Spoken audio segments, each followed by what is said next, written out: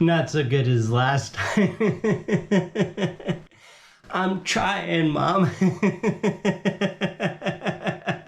One of the good things, though, is my walking has improved. Like, it's been surreal, kind of, how much better it's getting, which is making me really happy. Right after I had my stroke, a good friend of mine, Henry, who was a fellow comic, came to visit me in the hospital immediately. And he came because he had had brain cancer as a teenager. And he had the best thing ever I've ever heard when he told me, people who have never had to learn how to walk again don't realize how surreal an experience it is to learn how to walk. Which is completely and totally true, by the way. Insanely surreal experience. Yet I digress. Just like Burroughs said, I digress. Anyways, Kelp Bed number 15. So happy you guys are watching this. I feel truly blessed every time I make comments or get a new follower, like slowly but surely. This week's series, probably the next 6 of them, because I always try to do these as if they were a weekly comic, a daily comic coming out. And this storyline was already in place with the UFOs, but it got very highly influenced by the subreddit space, because interesting discussions on there. I talk about that in the voiceover. But it got me really digging deep into a lot of areas that I love. And one of the ones that I remembered was there was a man named Charles Howard Hinton who coined the term Tesseract in his book published in 1888, A New Era of Thought. If you go to Project Gutenberg, you can actually read the book for free. I'll put the link in the description below. By the way, Project Gutenberg, chef's kiss. Those people rock. I absolutely love them, especially since I read so much Gothic literature, that type of thing. It's the perfect resource. You find so much great material there. But anyways, Charles Howard Hinton coined the term Tesseract and really kind of popularized this idea of the fourth dimension and how to go about thinking of the fourth dimension.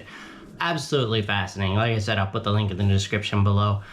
But I don't want this video to go on too long, so I just want to say thank you to each and every one of you for, everything that you do. Patrick, I want to thank you especially. I met Patrick at the Ghost Stories Festival in Dublin. I think that was the name of it. Swan River Press put it on, but I had the pleasure of meeting them while there, and he made some very polite comments on my Twitter feed when I posted working on some of the music for this week's episode. Anytime you get feedback like that, it just makes your heart explode. So thank you both so much, and I love all of you. Thank you. I'll see you soon. Bye. Here we go. Number 15 of the Kelp Bed. Who would have thought? And I have to say, I really love these Tachikawa nibs.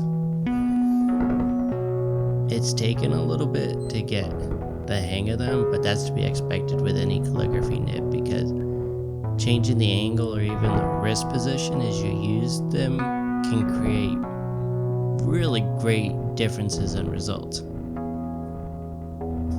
Don't you like how you're talking as if I'm a subject matter expert there?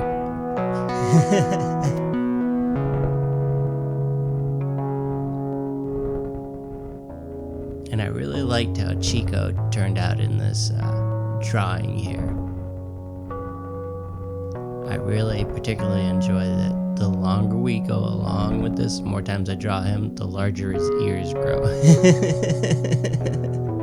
He's probably not going to be too happy with me about that one. And it's interesting because I've had the Comic G nibs much longer time than I have had the Tachikawa nibs, and I'm still learning different ways of utilizing that nib. It's interesting to me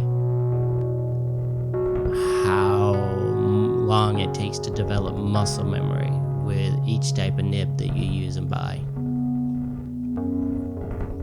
That's probably what makes working with nibs so incredibly rewarding.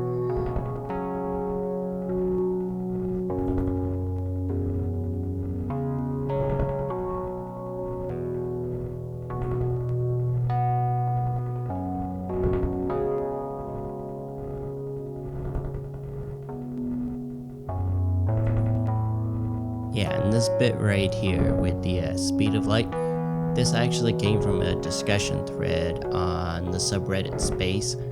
If you're ever in need of late night lifted reading, I highly recommend that subreddit. There's so many interesting discussions going on, particularly recently about, new ideas of the shape of the universe and how to deal with the concept of infinity. Like I said, left-handed reading.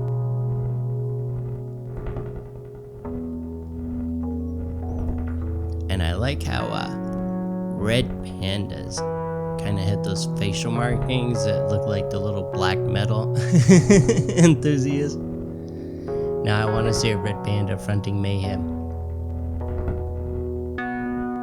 And back with the PBO drawing gum. I'm still going back and forth on which one I use. It's crazy. I told you I am a bear of limited intelligence. This is gonna take a while before I decide which one I prefer the most.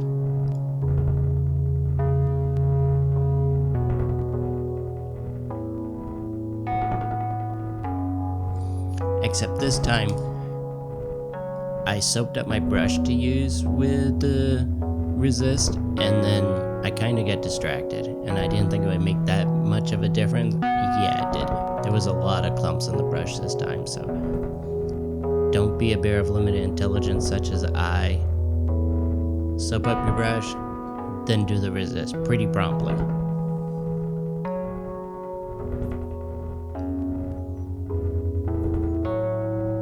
Instead of an advice channel, I'll start a mistake channel. How to properly learn from idiots.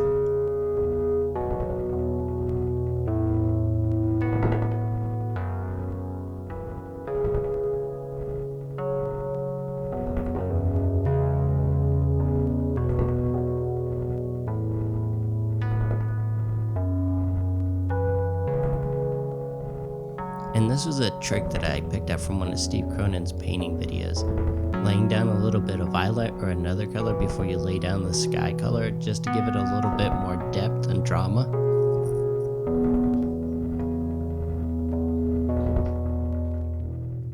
And once again, doing the trick with the wadded up paper towels in order to push in clouds. I really like that one.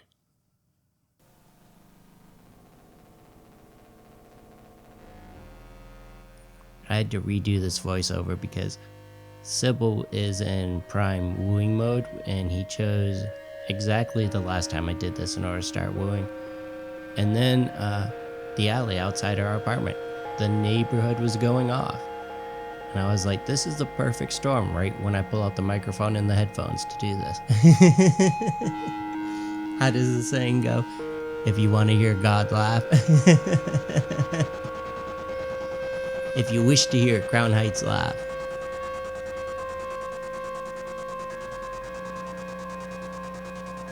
And I know I say this every time I do a watercolor video, but for being a relatively inexpensive set, the watercolor confections, they truly do impress me. I mean, they come in their own travel tin and everything, so it's a really good bargain. They're super saturated. And I was very happy to be back doing watercolor. I mean, I learned a lot and I had a lot of fun doing last week's black and white. But yeah, it's just comfortable to work in watercolor, which means I need to do a lot more black and white with alcohol-based markers just so I can get used to it. Because that's the only thing that keeps you, you're just not used to it, so you grow uncomfortable. Only way is to fail a lot.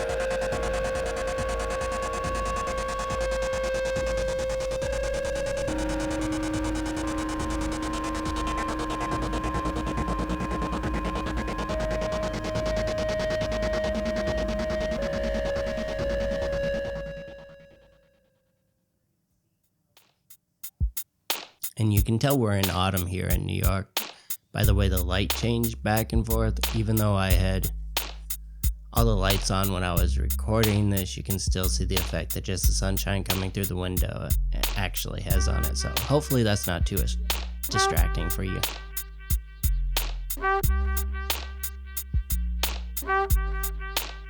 I don't know when I started giving Chico blue eyes, but I really like that idea. And here you can see the black metal markings for the red panda. Her stage name would be something like Bamboo Crusher or something.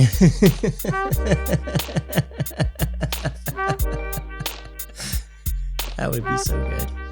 I'd really love to see that, actually. And it looks like we're coming to the end once again. Once again, thank you all so much for watching this. It really means the world to me. And love you all. Have a blessed week.